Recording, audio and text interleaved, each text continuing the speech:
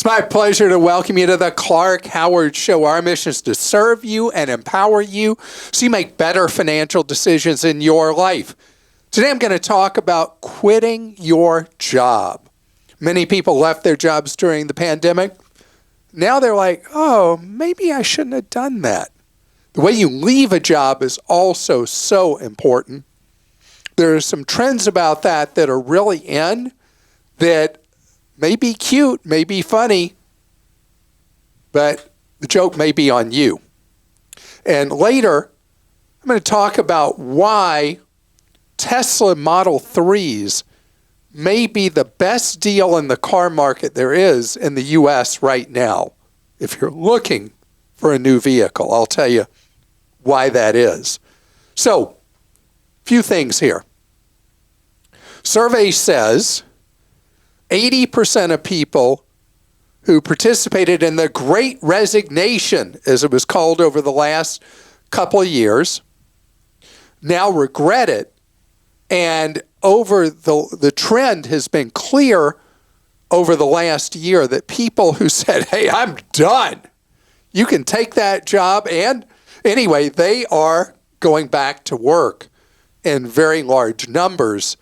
And a lot of times you burn out on a job, you burn out on a career, but what's your next act? And a lot of people have said, I don't have one. It's not necessarily about money, but you got to think through when you are burning out on a job, there may be another answer other than just, I'm done with work. It may be you need a whole new thing.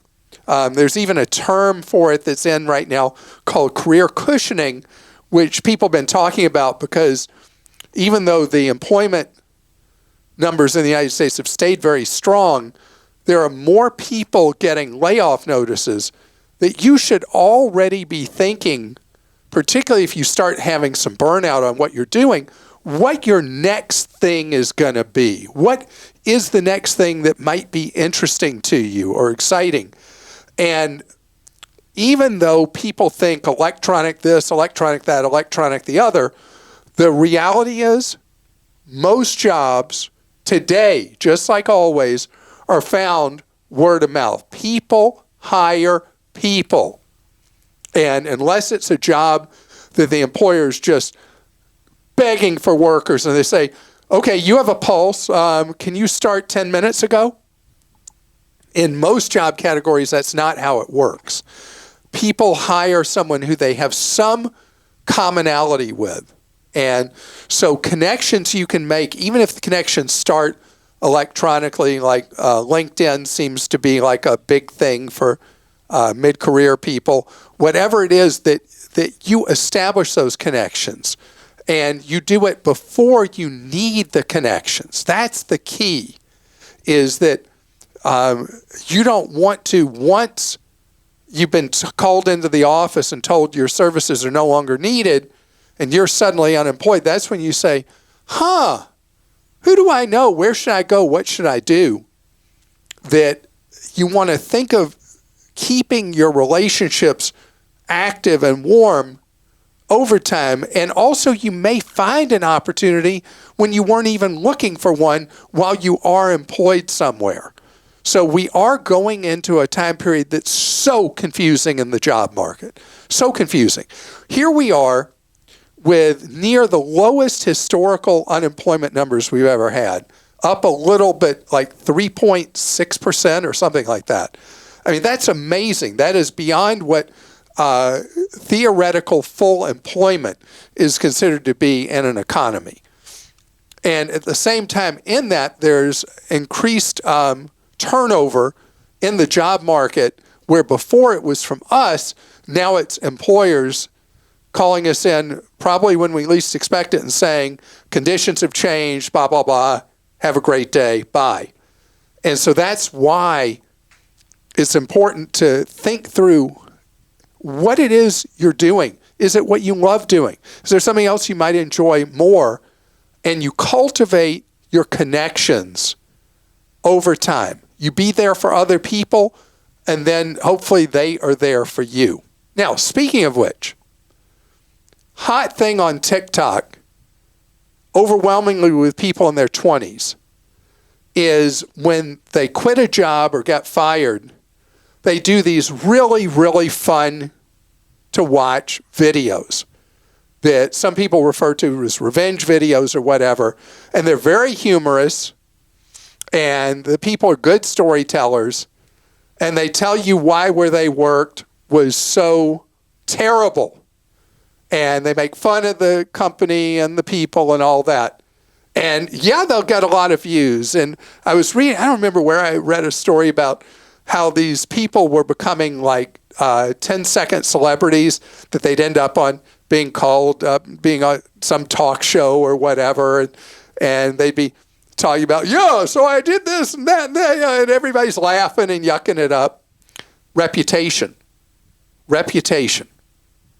Yeah, you may be getting in a nice shot on that former employer, but that stays with you, and it creates an impression that others will have of you. And I shared this last month, and so I'm going to be very brief saying this again. When over the years, I've been hiring people for 40 years. When somebody starts talking smack about an ex-employer, they may be right about that ex-employer, but who does it really reflect on negatively? It reflects on the job candidate when they're spending their time talking about how bad that ex-employer is.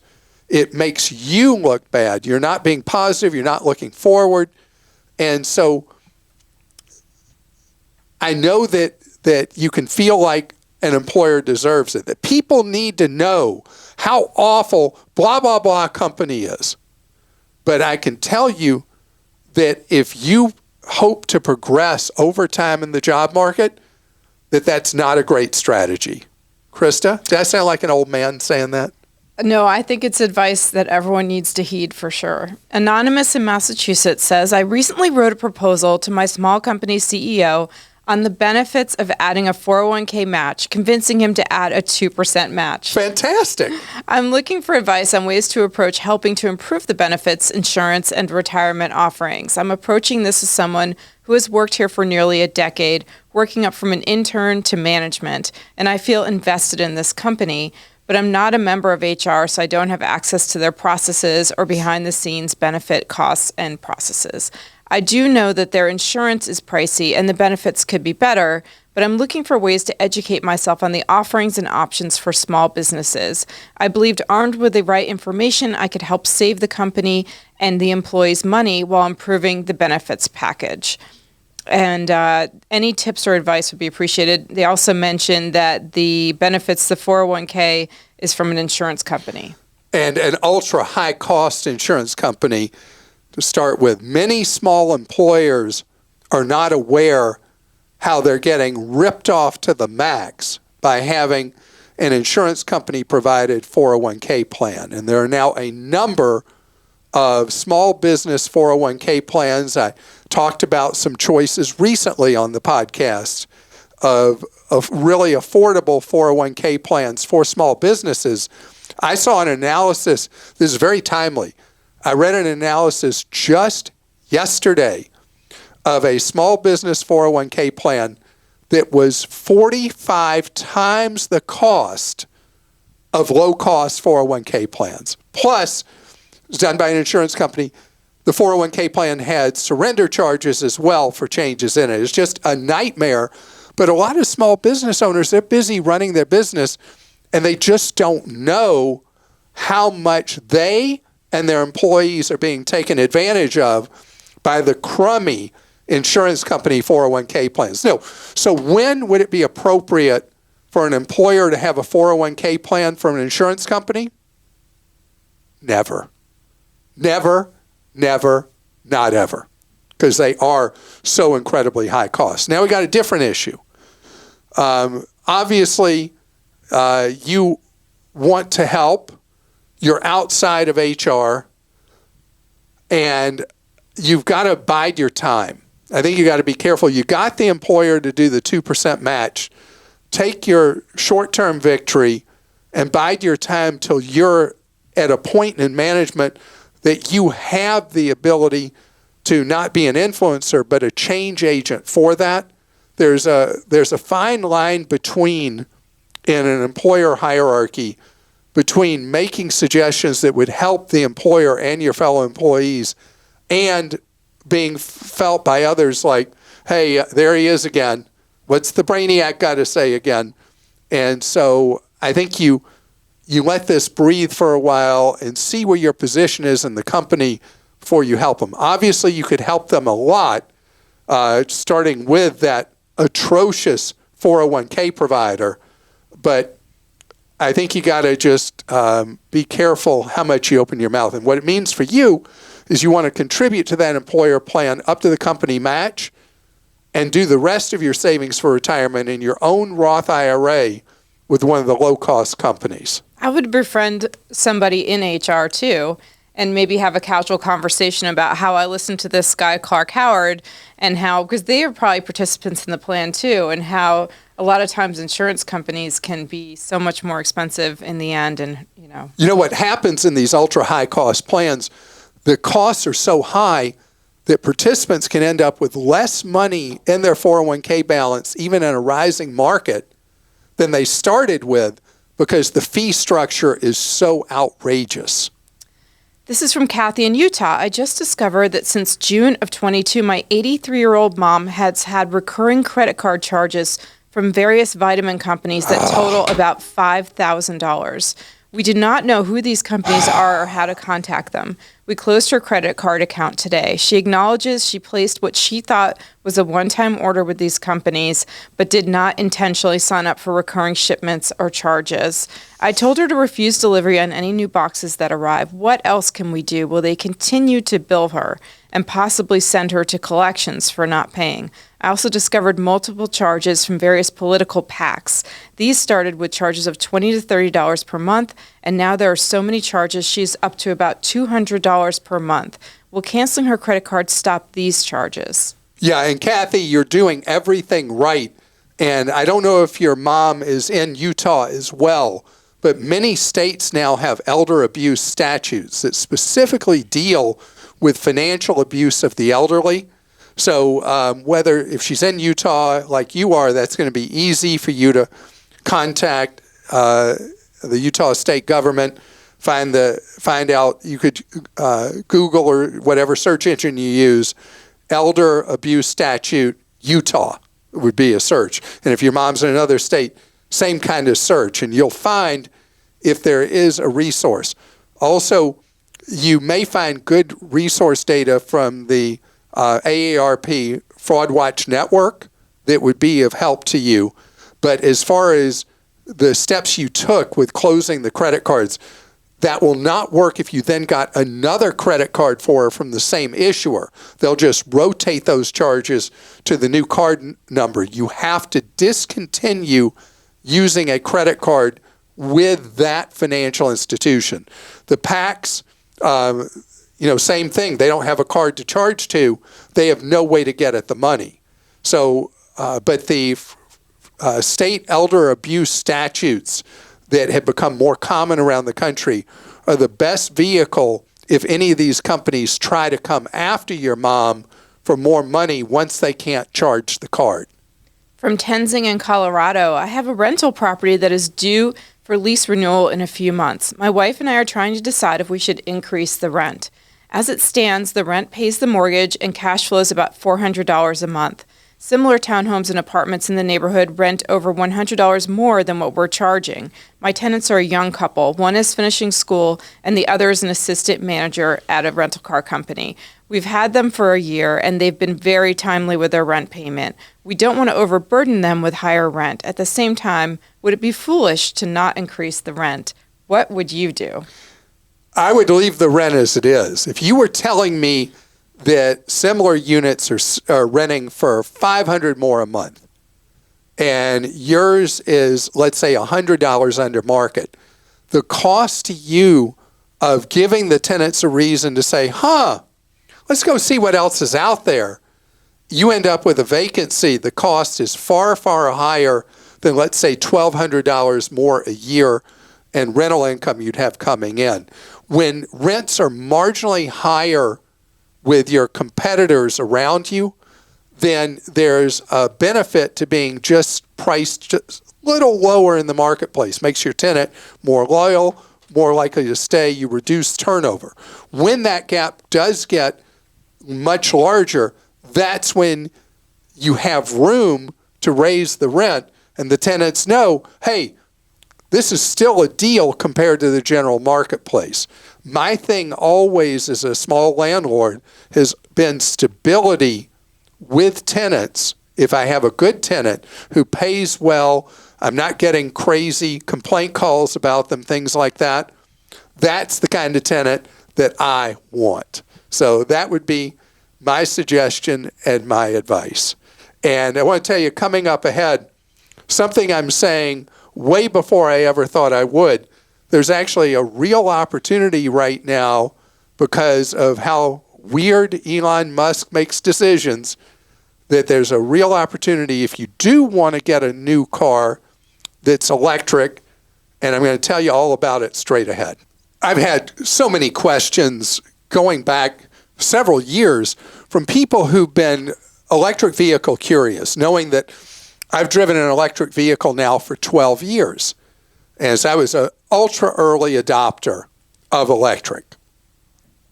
You know, is it time to buy electric? And I've said, not yet, not yet, not yet.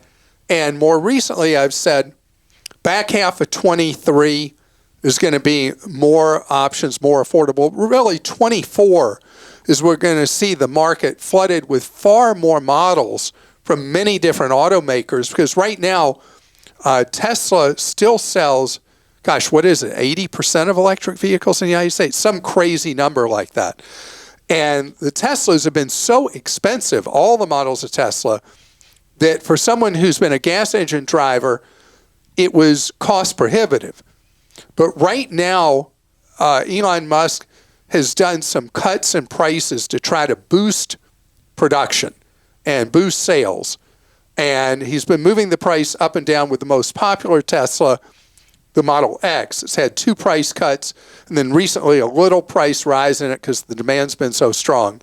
But the Model 3, which is the Tesla that is a, is that called a sports sedan? Whatever, it's a smaller 4-door. Think of equivalent size. It is like the size of a typical compact to intermediate sized car in the United States. And those are available now for, including shipping, for $44,600, I think is what they are. And then they're eligible for the $7,500 federal tax credit, dropping it into the upper 30s.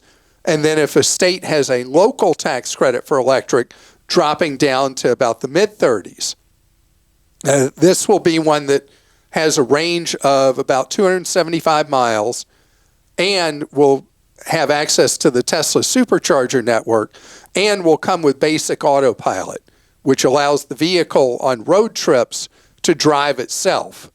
And I know it's freaky to people, a vehicle driving itself. When you've done it on a freeway, you're amazed with any of the brands that have really gotten it together on the self-drive, how well they drive on a freeway, and actually how much better they drive than we do on a freeway.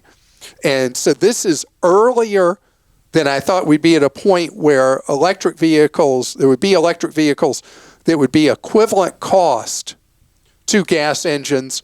There's also the older Chevy Bolts, older in that the technology is a little older, but those are much more affordable even than the Tesla. They don't have the speed or range of the Tesla, but they are a significantly cheaper option than what we're talking about with the Tesla. But again, we're talking about crumbs here in the marketplace. Well, this one will work or that one would work. And again, I still hold with the original, which is that the affordability of electric vehicles is going to get so good in 24 that what they talk about total ownership cycle, 5-year ownership cycle, many electric models, even though they cost more up front than the closest gas engine equivalent, over 5 years, they're cheaper to own and run, total cost of ownership.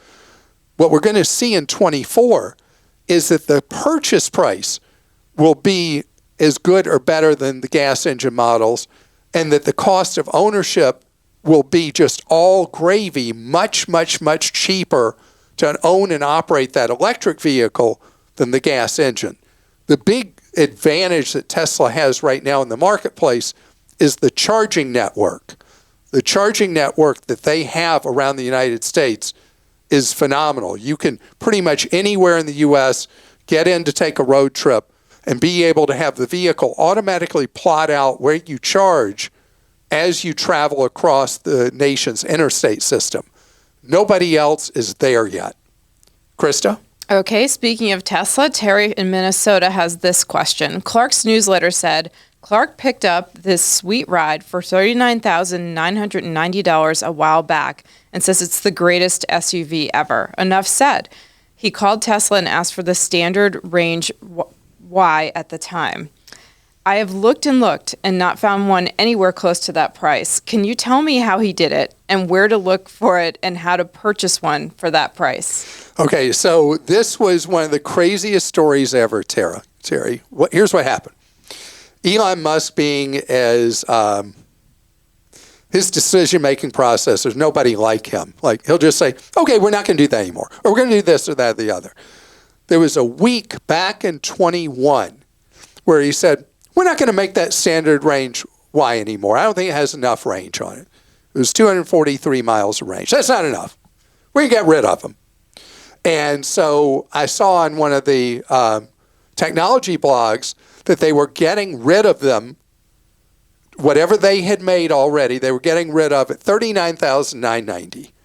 So, of course, I went ahead and bought one and took delivery 2 days later, one that was in inventory. I then, last year, when there was the extreme shortage of vehicles in the United States, I sold it to Carvana for just a whisker under $60,000.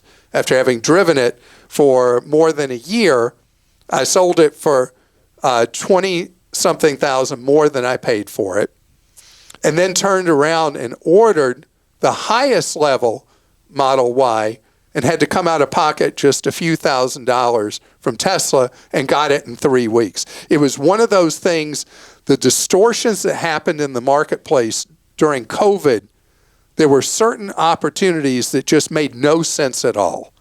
And so I just got very, very lucky. It was like looking for a needle in a haystack and being able to jump on it. And I should give my son Grant credit for the second part of all that. He came in and woke me up one night, said, Dad, you're not going to believe this. That standard range Y we have now is worth tens of thousands of dollars more than we paid for it.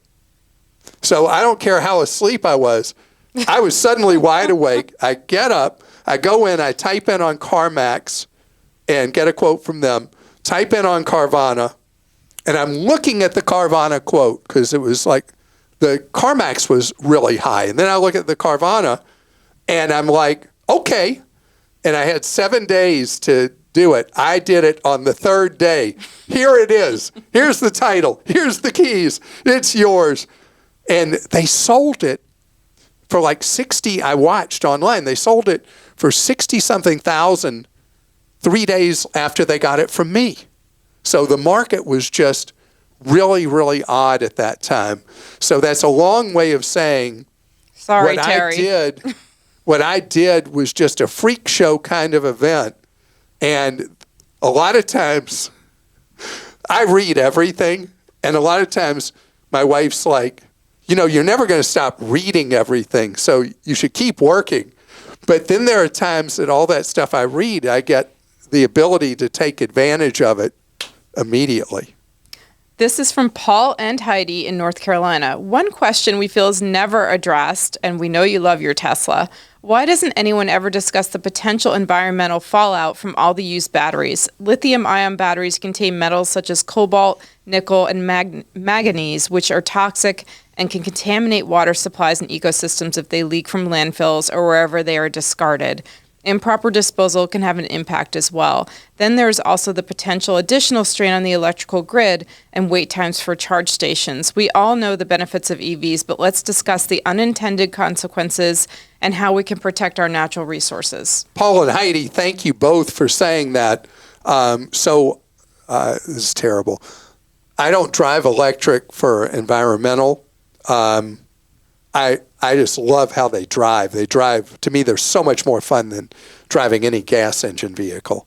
The fact that they get the equivalent fuel economy that's 6 times what a gas engine equivalent would get, that's just a bonus for me.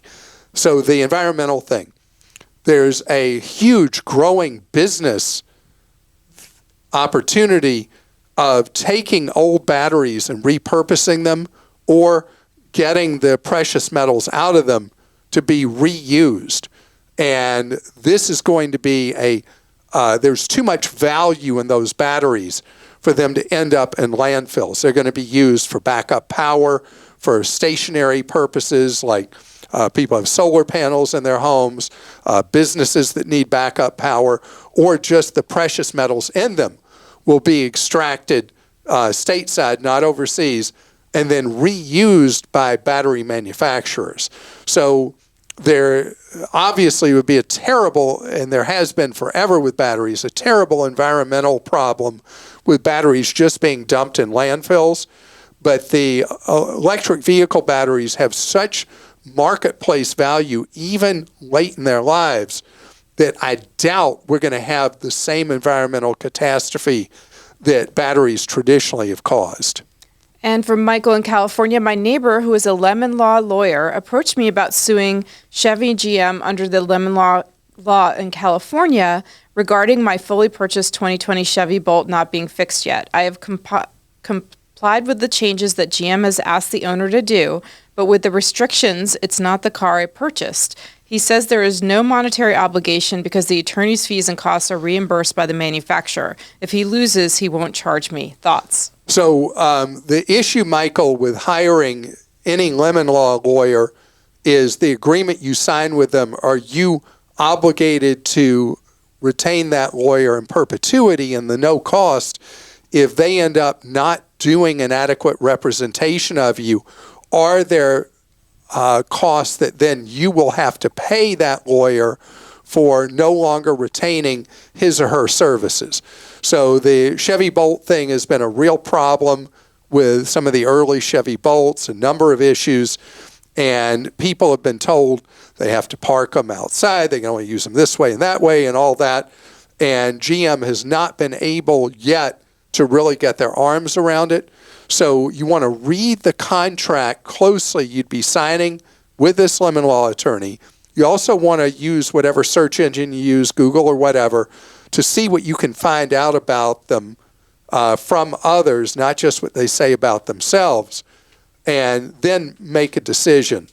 And GM should have done more for those early adopters of the Chevy Bolt, and they so far have not done enough, and that's why they're creating the marketplace for these lawyers looking for clients to then go after GM for failing to take care of their customers. But having said all that, as I said earlier, the Chevy Bolts that GM is selling now don't have the same issues, at least not that anybody's found, and they're a real deal to buy.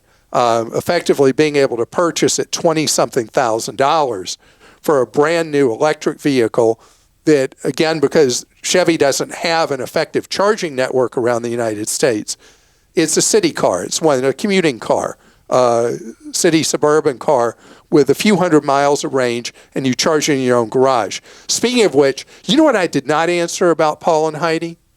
The electrical grid thing. I completely forgot. And I'm sorry. So almost all electric vehicle charging is done at home, 80+%.